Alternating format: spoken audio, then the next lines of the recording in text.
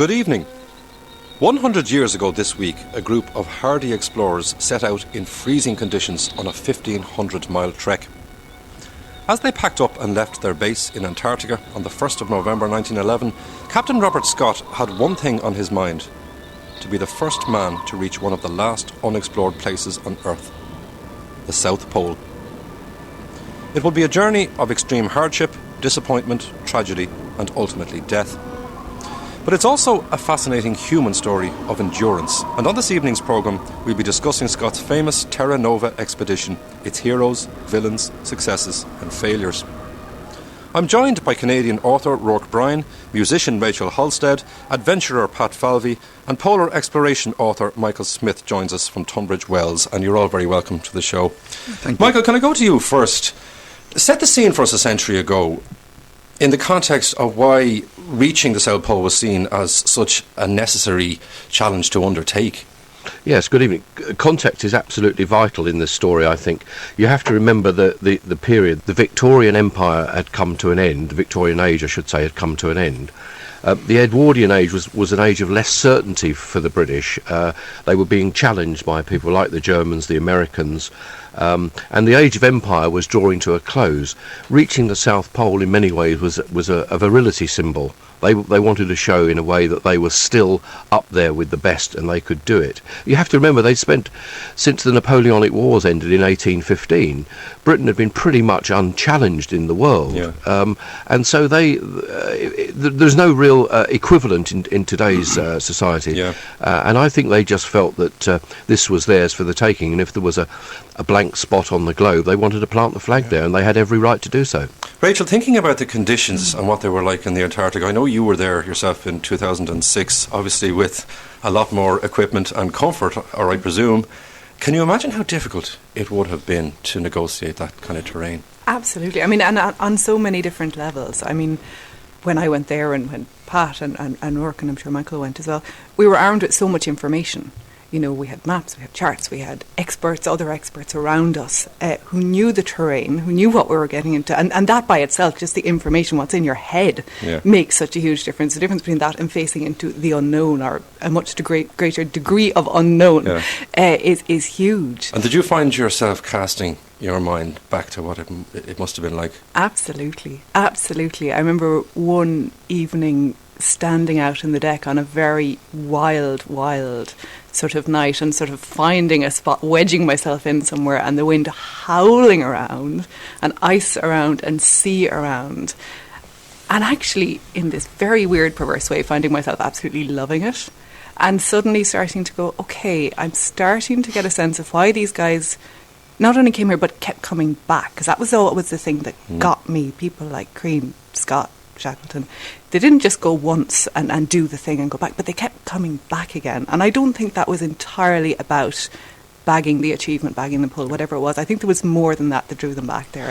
And what they did was absolutely amazing. Like, you know, I've been there, right, okay, I've spent 13 years of my life on the ice now. So if you think about it, right, okay, where they're going into conditions that are minus 60 degrees Celsius. I don't know how anyone knows how cold that is, but if you sat in your deep freeze and it's only minus 17, they're for a lot of the time living in a thin skin of man-made material, which we still live in. So therefore, if you imagine the sheet in your bed and you actually put that under 6 or 5 poles and you sit in under it, you're freezing cold. You know, you can't drink water. Everything that you have to carry. And going into uncharted territory, a lot of them, it was pure ego. They wanted to be the first. Yeah. Was there much recognition within the media and even within the public generally about these kind of expeditions? Was there much interest? I mean, did the media create any kind of narrative around the idea of the great exploration? Ruairc, you want to come in there? Yes, they did, because, of course, Shackleton had been there, or almost to the pole, and he came back to London to wild enthusiasm. People drew him in a horse-drawn carriage. We took the horses out of the shafts and drew him in a horse-drawn carriage across London. So there was a tremendous amount of excitement at the time. And of course, going back to what Michael was saying, there was a beginning to be a search for heroes. The self-confidence of Britain had been severely undermined by the Boer War. So there really was a feeling that they needed to do something fairly impressive. And develop a sense of jingoism, I suppose. Oh, very strong indeed. Yeah. When you consider what's involved in fundraising for these kind of expeditions, even in the modern era, Michael, how did Scott go about that? It's estimated that he needed about £40,000 100 years ago, which is probably the equivalent of over 3 million now. Well, the answer is badly. They were part financed by government, but this, at the time, the government wasn't eager to throw lots of money at it, so they had to raise it. Effectively, it was privatisation, and Scott was a fairly difficult character. He hated the public eye. He wasn't a PR man. He couldn't rabble-rouse, and so he toured the country trying to drum up support, and they would get schools to sponsor a dog and colleges to sponsor a tent and all that sort of thing. Scott found that absolutely appalling, and so they flew by the seat of their pants, if you like, and I think that leads very neatly to the other really crucial point here in this expedition, is that it had dual purpose. Yeah. We think about Amundsen getting to the South Pole, but he was ruthlessly efficient, and he had one single aim in mind. He didn't let science get in the way, whereas Scott was interested in science, bless him, and he took a big scientific programme with him. And although... And who did he bring with him, Michael? Well, he brought a whole range of scientists who did some groundbreaking work, particularly in the area of meteorology, on the Ross Ice Shelf. They discovered coal deposits. So this was a big scientific programme, but in retrospect, we can say perhaps they'd have been better if they'd have been single-minded about just attacking the pole. I can't imagine Falvey, for example, walking to the pole again and deciding to go looking for coal deposits on the route. So they spread themselves too widely. I think it's worth remembering too that one of the reasons Scott brought the big scientific team is that he'd been very severely criticised for the poor science on the Discovery expedition. The Discovery expedition was a real disappointment, a very expensive disappointment that achieved very little. Just to remind people, that was between 1901 and 1904. That's right, yeah. and that was well financed. That helped to make it difficult for Scott to get money for the second expedition. And that's a very fair point. And also, it's worth adding that you have to remember that the Victorian age, which is we're really at the tail end of it here, was also an age of scientific discovery. It was a natural adjunct. Yes. It wasn't just about planting the flag. Taking science along was a natural extension of what they did. Whereas Amundsen, if you like, was the New Age man, and he saw one purpose alone. I don't think they did any scientific work apart from taking a few weather readings. Another crucial decision, of course, Rachael, is about what equipment you're actually going to bring with you. What's practical? Do you bring dogs? Do you bring ponies? What way do you do it? Well, this is it, and this was one of the big decisions and one of the crucial factors in whether the expedition was successful or not. He ended up taking dogs, he ended up taking ponies, which Shackleton had taken on the Nimrod expedition before that, and also taking these motor tractors, which were sort of the big experiment. And they did take skis also. They didn't always use them. And that combination of equipment, there was sort of, there's still discussion of how well trained and how skilled the members of the expedition were in using these various modes of transport, I suppose. They did bring a young Norwegian guy, Gran, with them, who was an expert skier. The guy they sent to get the dogs up to Siberia, I think they were Siberian dogs they got eventually, they actually got him to get the ponies as well, even though he didn't know very much about ponies. And this was problematic later on because the ponies proved not to be terribly successful. And then the tractors, they also had a little bit of trouble because one of them fell through the sea ice as they were getting it off the ship when they got there, so it was gone. They were down to 2.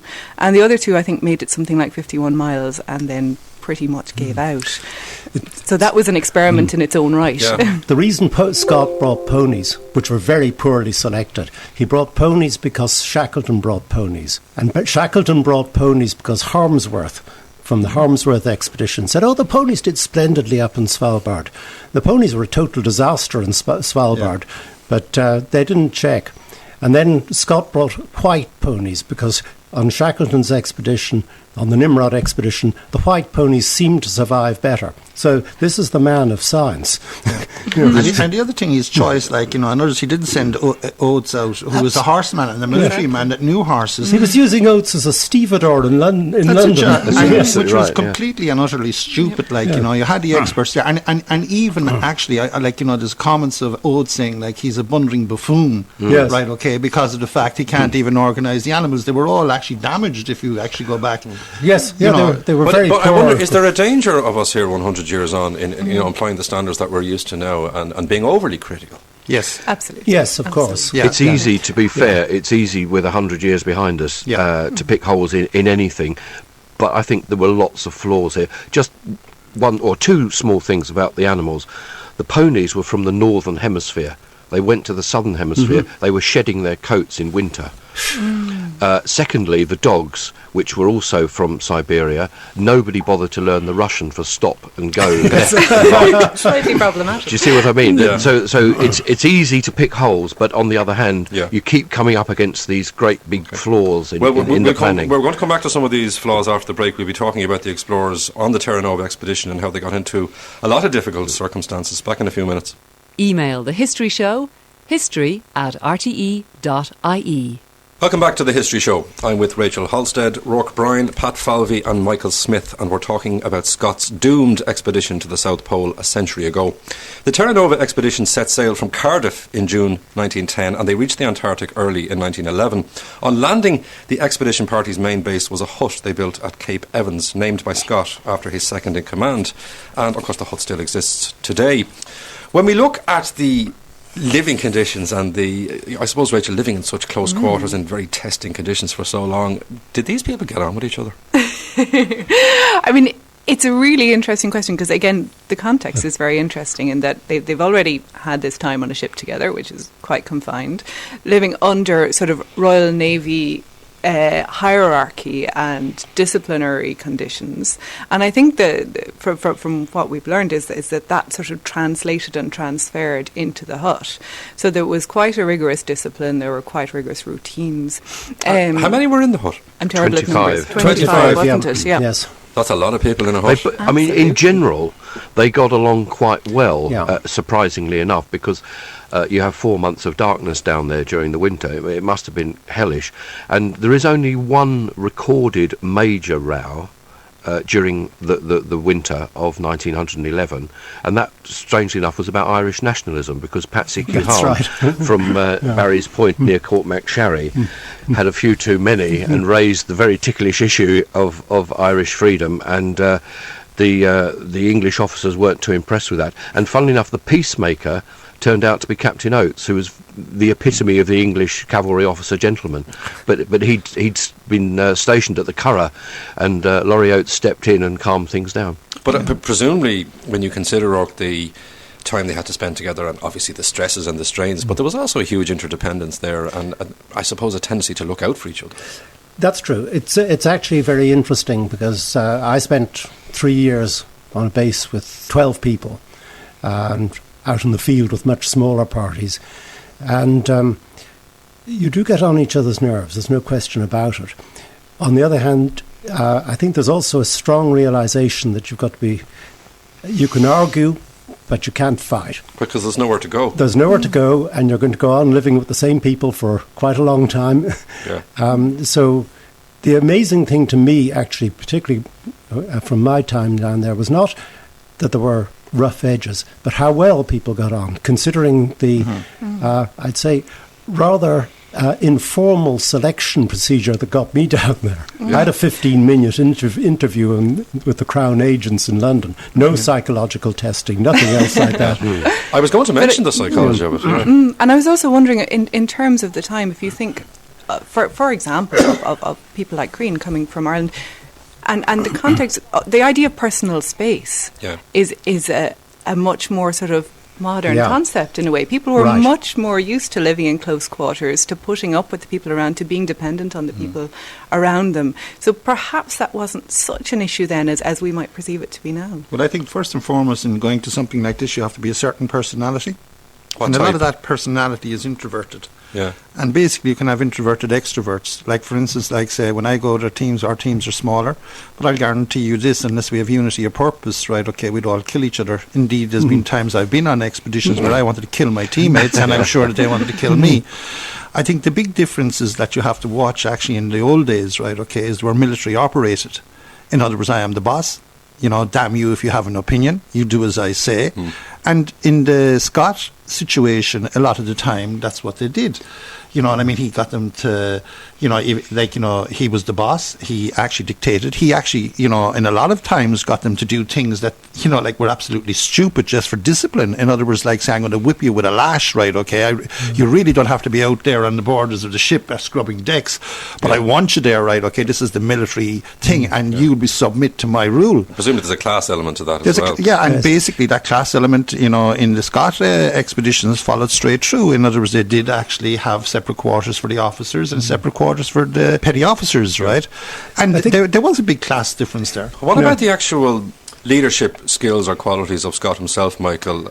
You know, we can talk about the group dynamic, but obviously he's the key man, really. He wasn't a very good leader, I don't think, by any stretch of the imagination. He was a very moody, introverted man, but most of all, and I think it cost him his life, is that he didn't confide in others. Yes. He never explained what he was going to do to anybody until the last minute. And if you look at the polar journey, when he's got 8 men at the top of the polar plateau, about 150 miles to go, that's when he makes the decision of who's going to go to the pole, not before.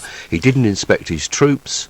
He didn't check, for example, that Oates had very badly frostbitten feet, that Taff Evans had a bad cut. He didn't confide in his right-hand man. In fact, he didn't really have a right-hand man. Did he confide in his diary rather than other people? Only slightly, Right. but certainly his leadership skills were not great. Scott didn't organise a piss up in a bar, never mind saying anything else.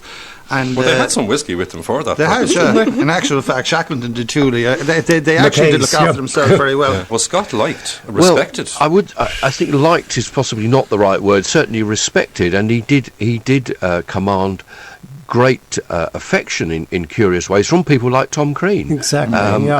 So he obviously had something. He was it was always said he was a slightly magnetic character, but as a leader, he certainly wasn't very good. He was too interested in the minor detail rather than the big picture. And I think, as Pat has alluded to, the planning wasn't very good. Yeah. Ruairc, you want to come in there? I think it's actually very interesting to compare Shackleton, Evans and Scott, because having read almost everything I can get my hands on, I find I've got a very clear picture of Shackleton and a very clear picture of Amundsen. But more than 50 books have been written about Scott's expedition, and I still find him I find him a very enigmatic person. I can't get to grips with him now. That's partly because I've very little sympathy for Edwardian class distinctions. But the fact that Tom Crean was immensely impressed by Scott. Well, I think that would have been the coolie respect. In other words, we came from a background like where we tipped our hat to gentry, and I honestly think, you know, at the time, you know, people respected authority, and I think Up to a point, no, I wouldn't agree with that, because I I don't think Tom Crean was any man's fool. No. Rachael, what did you think of that? Well, the one thing that springs to mind when you say that, and I see where you're coming from, but I think that there's something about after Scott's body had been discovered, and Crean was part of the party that discovered it, he's said to have said, "I've lost a friend." Yeah. And you know, And whatever also- about your relationship with your boss, that's a very specific thing to say. Also, he did something very specific, because when Crean was in the party which found Scott's body, when he went into the tent, he kissed his forehead. Now, I don't think a coolie would do that. No. And that's an extraordinary act of intimacy in the Edwardian area as Yeah. well, isn't it? Yes. There's also the practical details now of food and what they ate. Did they eat penguins, and what is hoosh? Some of the gory things about food turn my stomach a little bit, to be honest. Did you eat penguins in 2006? No, I didn't. But Penguin breasts braised in wine are excellent. Yeah. They're splendid. or even seal. Seal A is good seal's too. very good too. Yeah. Young crab-eater seal livers, glorious. Yeah. But hoosh is a sort of mixture of biscuit and Pemmican. pemmican, yes, all mixed up together, and heat it if you could heat it. Yeah, it's actually, you see, what you're looking at, like, I'll give you an instance, right, okay, I eat 9,600 calories a day, which they had to also eat.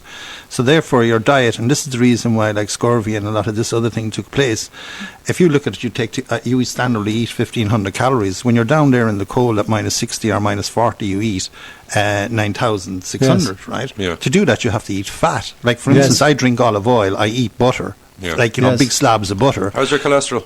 My cholesterol, like, is very good, but the thing with it is I have to eat that fat to have the energy to pull my sled. And the reserves. And now, okay, over the years, yes, I do. I have a liver problem. Yes, I do. I have other problems, right? Okay, because I'm 13 years, like, between the ice and on the mountains, and like, so back then. They didn't understand the full science of vitamins or what you would read, like the D and the E and, all those other things. Or the importance of fresh meat being a big thing. And that was one of the big differences between Amazon and overcooking food as well, which would have taken a lot of the goodness out of it. But there's also the question of Scott's diary in relation to this, because he kept a diary of the expedition, and one entry on Christmas Day in 1911 records his delight at a rare departure from their staple diet. Have a listen to this. I must write a word of our supper last night. We had 4 courses. The first, pemmican, full whack, with slices of horse meat flavoured with onion and curry powder and thickened with biscuit. Then an arrowroot, cocoa and biscuit hoosh sweetened. Then a plum pudding. Then cocoa with raisins. And finally a dessert of caramels and ginger. After the feast, it was difficult to move. Wilson and I couldn't finish our share of plum pudding. We have all slept splendidly and feel thoroughly warm. Such is the effect of full feeding. Warm the cockles of your heart. That's Robert Scott's diary entry in relation to Christmas Day 1911. Where did they get all that food? On the ship. Well, they had to carry it. I think they carried a plum pudding with them up the glacier, which is quite an extraordinary thing to do. But I don't think you should think of a typical Irish plum pudding. It would be something about that size. It sounds better in the writing of it. Like, I mean, Amundsen brought a little bit of brandy to the pole too. Yeah, that's true. Well, you'd need a lot more than a little bit, I'd say. There's a number of interesting characters, of course, who were involved in the expedition. If you could just talk a bit about them. Teddy Evans was one who I think originally had his own exploration plans. What kind of a character was he? Teddy Evans was a gung-ho, almost a character out of a boy's own comic. Super enthusiast, very ambitious, and had wanted to launch his own expedition after going down to rescue Discovery in 1903. But he couldn't raise the money, and so the Royal Geographical Society suggested he throw his lot in with Scott, and his price for joining Scott was that he went as deputy, although Scott didn't like him and they didn't get on very well, and he was one of the least popular members of the expedition. There was William Lashley as well, who was... But could I just add one more thing about Evans? Was that had significant effects too, because Evans was given the deputy leadership, Skelton, who was a very fine engineer who was on the Discovery expedition, dropped out. So Skelton was the one man who could probably have made the tractors work a bit better. Yeah, I think that was a big mistake. Yeah. Edgar Evans as well, another of Scott's old travelling companions from the Discovery expedition, asked to return, regarded as a Trojan worker. But some suggestions that he may have been a bit of a liability as well. There was some cutting reference to him being a beery womanizer running a bit too fat. Didn't he fall off the ship in New Zealand? Zealand? In Littleton Harbour, he had to be dredged out in a drunken stupor. Presumably, but he was an immensely strong man. Yeah. Presumably being a womanizer on that expedition. Yes. But wouldn't have been that helpful. I just give an aspect. He was a Grizzly Adams, right? Okay, if we look at the old mountaineering style, like there's a thing called the mountain man. Like if you look at the mountain man, big burly guys with big bears. That's not what happened at the end. He was a character. Yes. And that's what he fitted. Like he was actually what people thought. And it was said that Scott enjoyed his anecdotes, his stories, as much as regarding his physical strength. Again, I know he was well respected by Tom Crean. Michael, you want to come in there? Yes, I was going to say that it's interesting to note that in the landing party during the Terra Nova expedition, there were 4 petty officers, Evans and 3 men from Munster. Well, we're just going to talk. We're going to talk about the Munster men now.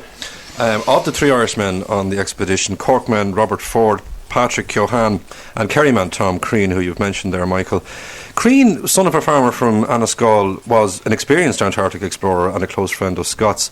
And despite being one of the few men to actually survive and return home from the Terra Nova expedition, Crean's legacy was largely forgotten in Ireland until recent years. Leanne O'Donnell went to Kerry in search of Tom Crean. Have a listen to this. Tom Crean, a farmer's son from Anascall in West Kerry, ended up taking part in some of the most famous polar expeditions ever mounted.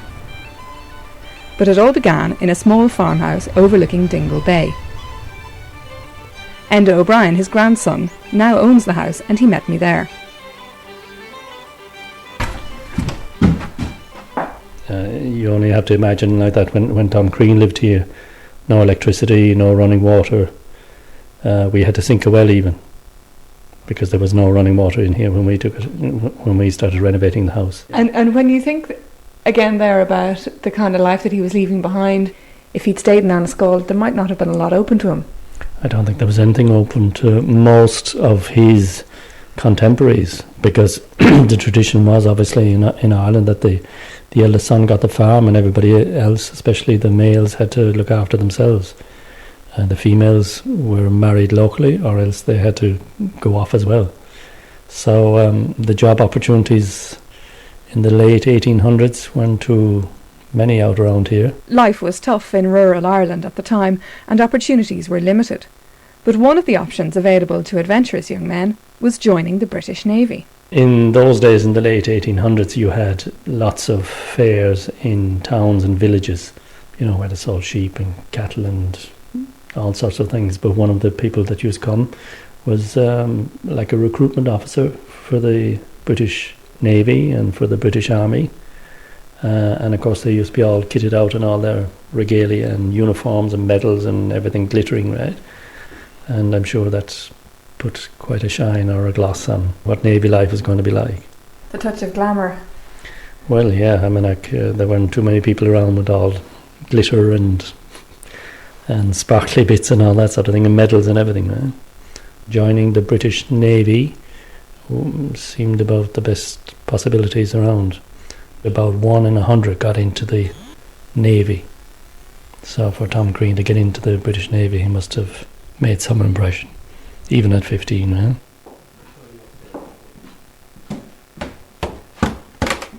Just to the right of this big tree here, there's a castle down there. It's called Minard Castle, and there was supposedly a Coast Guard station down there, and that's supposed to be where Tom Crean made the initial contact.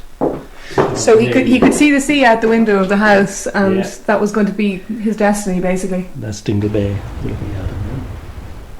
I met Michael O'Sullivan from Tralee down at the coast at Minard Castle, and he told me a bit more about Tom's motivation in leaving Anascall. The Creans were farmers, and obviously they had planted crops, and there was a field of potatoes that Tom was supposed to be in charge of in the summer of 1893, but the cows unfortunately got into the potatoes and done quite a lot of damage.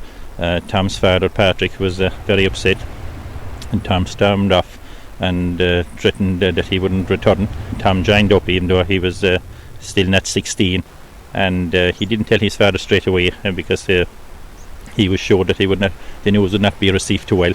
But after a while anyway, Tom got a few pounds together from probably borrowed, and a suit borrowed from a local man, and he left from here in 1893 on the start of his travels. After the trip with Scott, when he walked the 35 miles in 18 hours, he was given the Albert Medal for bravery by King George, because by the fact that he walked back, they rescued Evans, Officer Evans, even though Evans had told them to leave him there because he was very bad with scurvy, and they had been men hauling him, and at this stage they were just exhausted. So Tom had said, lads, you stay there and I'll walk way off down here, as if it was, a Sunday stroll. But he was very lucky because he got into base camp and he could see the bad weather coming in. If he had been 10 minutes later, 5 minutes later, there was a blizzard coming, they would all perished, So luckily he got in and they went back and they rescued them, so he got that medal. Aileen Darcy is Tom Crean's granddaughter, and she's fascinated by her grandfather's polar exploits. She grew up surrounded by the relics of his adventurous past, including his medals. Those were at home in his, what was called his sailor's diddy box, and it was a wooden hand-carved box that was presented to him when he was promoted, and he was changed by his seamates. So they were just up in my mother's press, up over a wardrobe at home, and, you know, nothing was made of it. Tom Crean had spent nearly 30 years in the British Navy and had taken part in 3 of the most famous polar expeditions ever mounted. But one of the most extraordinary things about him was that when he returned to Anascole, he settled down quietly with his wife Nell in his pub, the South Pole Inn. According to my mother and my aunt, he was very happy, very contented, would have a few pints. I know that when Shackleton asked him to go on the last expedition that Shackleton went on, that he died on, he just replied by saying, "I have a long-haired friend now," meaning his wife, right? So he had changed his priorities from travel and adventure to family, I think, and that was it. Tom Crean didn't speak much at all about the extraordinary adventures he had experienced. Partly this was because of the huge tensions caused by the Irish Civil War. But while he allowed his family and neighbours to forget his exploits, his former colleagues never did. Evans later became a British Admiral, but he never forgot Tom and all he'd done for him. And when Tom died in 1938, Evans sent a special wreath to his funeral in a Rolls-Royce car. And that wreath, sent to remote West Kerry in a Rolls-Royce by his fellow Antarctic explorer, Admiral Evans, is still on Tom Crean's tomb in Balnaskirthy Cemetery 73 years after his death. Leanne O'Donnell there in search of Tom Crean, and there's an extended version of that package which can be podcasted on the RT site for this show. I suppose you could say now that Tom Crean has been well and truly found, you can even drink a pint of Tom Crean. And Michael Smith, that is largely due to you and the first biography you wrote of Crean in 2000. And he's been restored, I suppose you could say, to the history books, and he's even had Charlie Bird following on his trail. But where are Ford and Keohane, the 2 Cork men that we mentioned earlier on that were part of this expedition as well? Are they still unjustly neglected characters? Only partly. I think you need a bit of context here again. Every single expedition to the Antarctic over a period of 100 years was carried out under a British flag. So all of these men, Shackleton, Keohane, Ford, the McCarthy brothers, they all sailed under a British flag in one form or another. That period of exploration came to an end in 1920, just as your War of Independence was reaching a climax. As a result, none of them could speak about their exploits. We know that Crean's brother was an RIC sergeant and was shot dead in Ballinspittle. Robert Ford was a Protestant, and he moved to Cove to live with his sisters and never spoke to a soul about his exploits. Patsy Keohane went back to Courtmacsherry but was married into a Coast Guard family, and the Coast Guard station was burnt out, and so he fled to England. And as a result, all their stories just literally disappeared, and it's a bit of a cliche, but they took their stories to the grave with them. And it's because that era came to an end at the same time as Irish independence. And it's only now, in the last sort of 10 or 15 years, where you've had people replicating their journeys, and 1 or 2 books such as mine have brought these men to the fore, but otherwise their stories would be completely overlooked. Rachael, you want to come in there? There were at least those 2 occasions, actually, one referred to in the section we just heard just now, where he essentially rescued Teddy Evans and Lashley, who, and I mean, Evans had asked Lashley and Crean to leave him behind. He'd actually ordered them, Rachel, to interrupt you. He'd actually ordered them to leave him behind. And apparently it was the only time his orders had ever been disobeyed. But there was another occasion as well earlier on, I think during the winter period, where Wilson and Jerry Garrard and Crean had gone to find some penguins' eggs for research, and ended up on the ice floe. It ended up breaking up around them, and Crean had to literally hop and jump and skip over the ice to rescue them.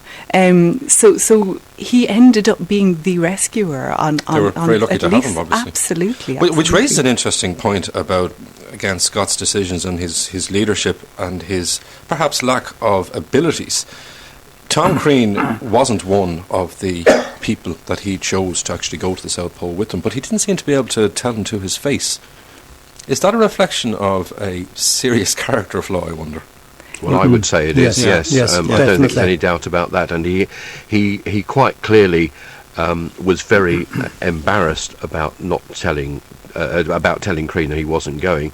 But I think it is worth saying, and we've got the benefit of hindsight again, of looking back, that Scott was sending 3 men back, and both Evans and Lashley, who were going back, were already played out. They were absolutely exhausted, and I think that had he gone to Tom and said, look, Tom, I need someone to get these men home, it was 750 miles, I think that would have been a reasonable justification. Personally, I don't think it was the right decision, but it was a reasonable justification. But instead he tried to hide it with smoke and mirrors, and Tom saw through him straight away.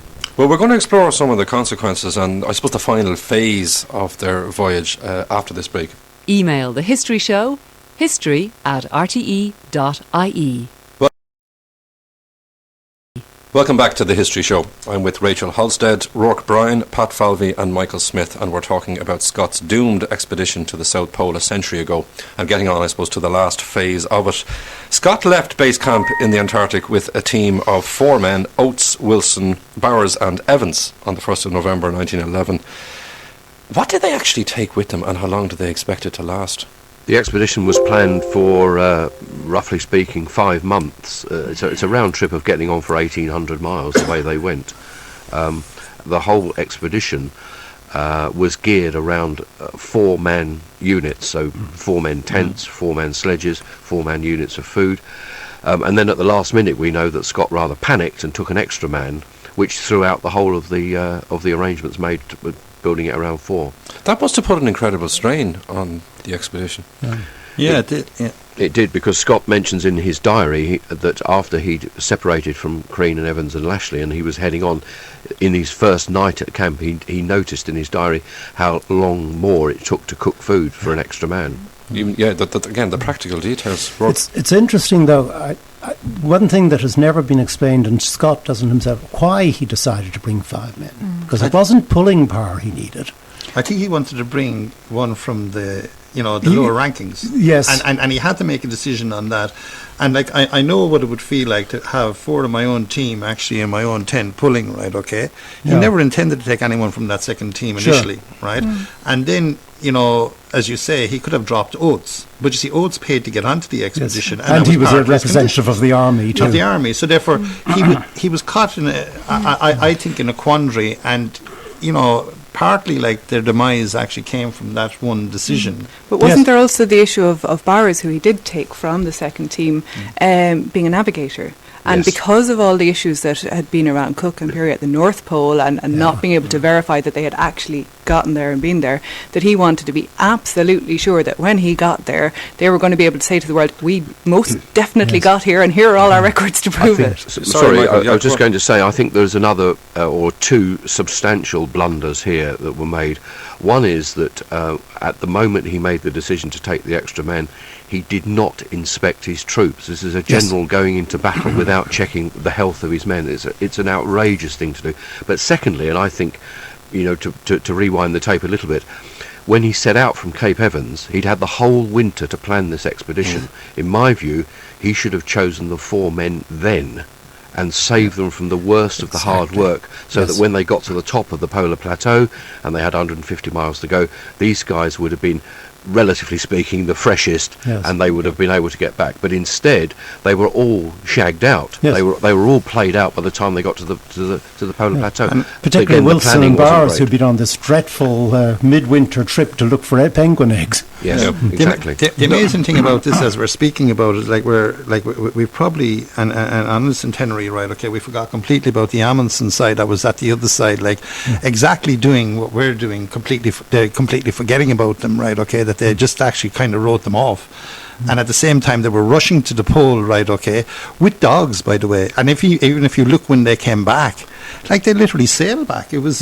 you know what I mean? There was nothing wrong with them. None of them got frostbite. None of them were in bad condition, right? They all gained weight. The dogs and the men gained weight. And just ate the dogs. Just to clarify, this is Roald Amundsen, who got to the South Pole 33 days before Scott. Scott eventually got there on the 17th of January, which is about 2.5 months, I suppose, after they left. Scott and the 4 of his colleagues, and they discovered this then. And there's a diary entry for Scott, which is interesting in this context. Let's have a listen to it. 17th January 1912. The Pole. Yes, but under very different circumstances from those expected. We have had a horrible day. Add to our disappointment a headwind force of 4 to 5, with a temperature minus 22 degrees, and companions labouring on with cold feet and hands. Great God, this is an awful place, and terrible enough for us to have laboured to it without the reward of priority. Well, it is something to have got here, and the wind may be our friend tomorrow. Now for the run home, and a desperate struggle. I wonder if we can do it. That's an entry from Scott's diary on the 17th of January. 2.5 months, the endurance, the strain beginning to show. Almost sounds like he's giving up. Did he know that the odds were against him? He certainly should have done. In terms of getting back? In terms of getting back. Yeah. I think, just to carry that a little bit further, when I was a schoolboy reading about Scott, I could never understand why he couldn't make the last 11 miles to Antarctic. Although, having been in an Antarctic blizzard, I now know that it would be pretty close to impossible. You can't see your hand. I couldn't see that light there in front of me. But the other thing is, like, if you look at the meteorological base of it, right, okay, like I've sat in a tent, right, okay, for days on end myself, right, okay, but in reality, half the time I could have got out of the tent. You actually become in a cocoon, not wanting to go, and all the science now shows from a meteorological base that it wasn't actually blizzarding for 5 days. You know what I mean, there would have been a break. Sure. And that 11 miles, even if it's a case they dropped everything and actually made a go for it, they could have got there. But what I do believe, and I honestly believe, that when he got to the pole, there was actually a suicidal tendency in his mind not to come back. And that in turn, right, okay, look, leadership is about positivity. We see it in our own leadership here. Unless people are saying, come on, you can make it, you can do it, come on, let's drive on, like we have another few miles to go. He actually gave up. He did not. I honestly believe, after reading everything and after psychologically testing everything, he did not want to go back to England. Mm-hmm. You know, and I think that was his fault. He'd have come back as a failure. On that point of the despair, the psychology of this and how it affected the others as well, one by one they're getting weaker. Obviously, Edgar Evans died on the 17th of February, and then the following month we have the suicide of Oates. Let's have a listen to what Scott himself had to say about it in his diary. 16th, 17th March 1912. Tragedy all along the line. At lunch, the day before yesterday, poor Titus Oates said he couldn't go on. In spite of its awful nature for him, he struggled on, and we made a few miles. At night he was worse, and we knew the end had come. Should this be found, I want these facts recorded. Oates' last thoughts were of his mother. We can testify to his bravery. This was the end. He slept through the night before last, hoping not to wake, but he woke in the morning. Yesterday. It was blowing a blizzard. He said, I am just going outside, and maybe some time. He went out into the blizzard, and we have not seen him since. It's extraordinarily poignant. That's from It is. It's Scott's worth diary. saying, I think, there that of the 5 men who died, Captain Oates is the only one who chose the moment to die. Yeah. And before the expedition set out to the pole, he argued with Scott openly about the need to take a gun. So I'm a great admirer of Laurie Oates, actually. I don't think he should have been there, but that's a separate issue. But I think he was an immensely brave man, and there's a lot more to him than a famous farewell. And you can see Scott very conscious there of what's going to come afterwards, recording for posterity. Yes.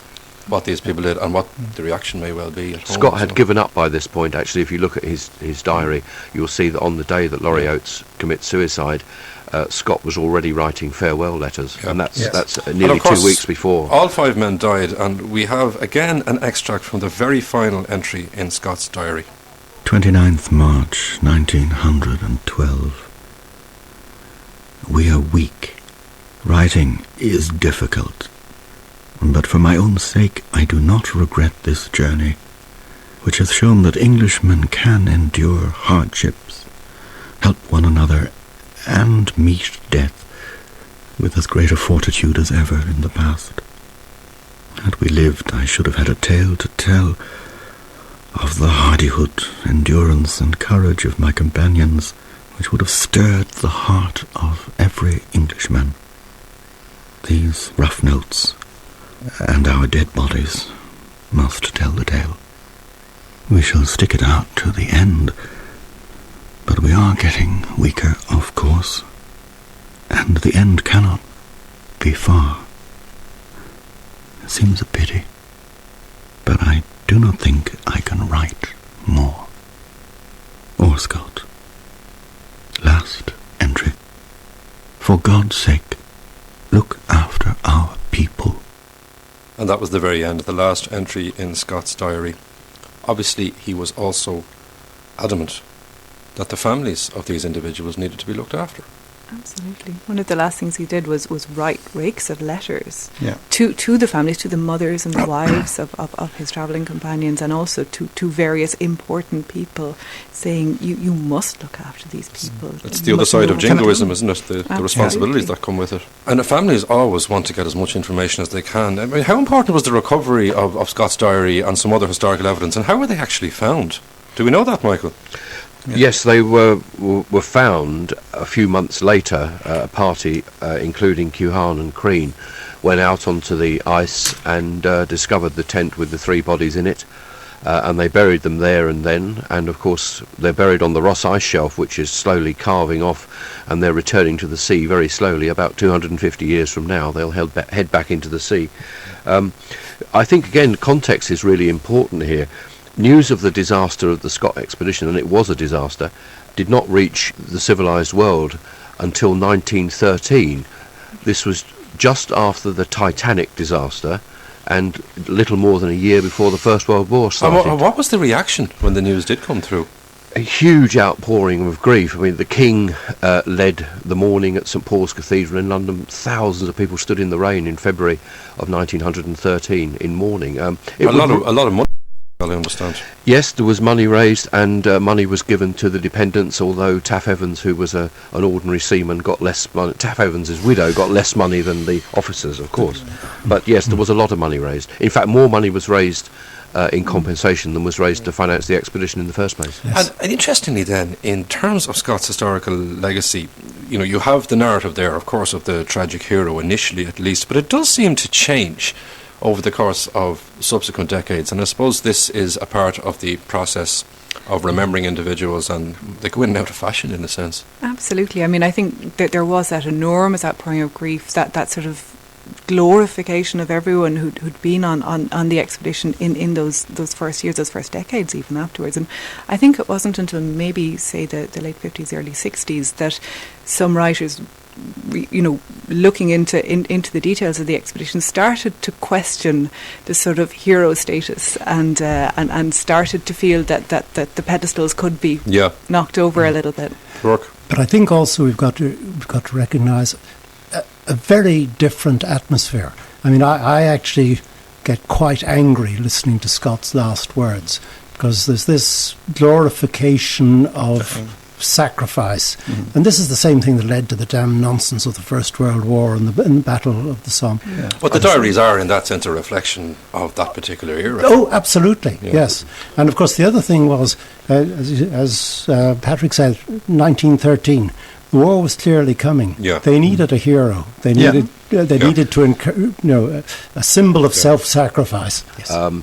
There is something in the British characteristic. We love a good disaster. We're great at turning disaster into success. So we can, in a sense, celebrate it. It's worth emphasising that during the First World War, the photographs and moving footage taken by Ponting on Scott's expedition was sent to the troops in the trench to show them how to die nobly.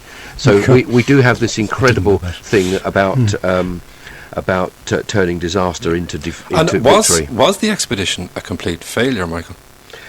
I won't say it was a complete failure, no, because they did quite a lot of scientific work, but in the sense of the geographical discovery, it was a failure because they came second, and this is a game for winners in that sense. Yes.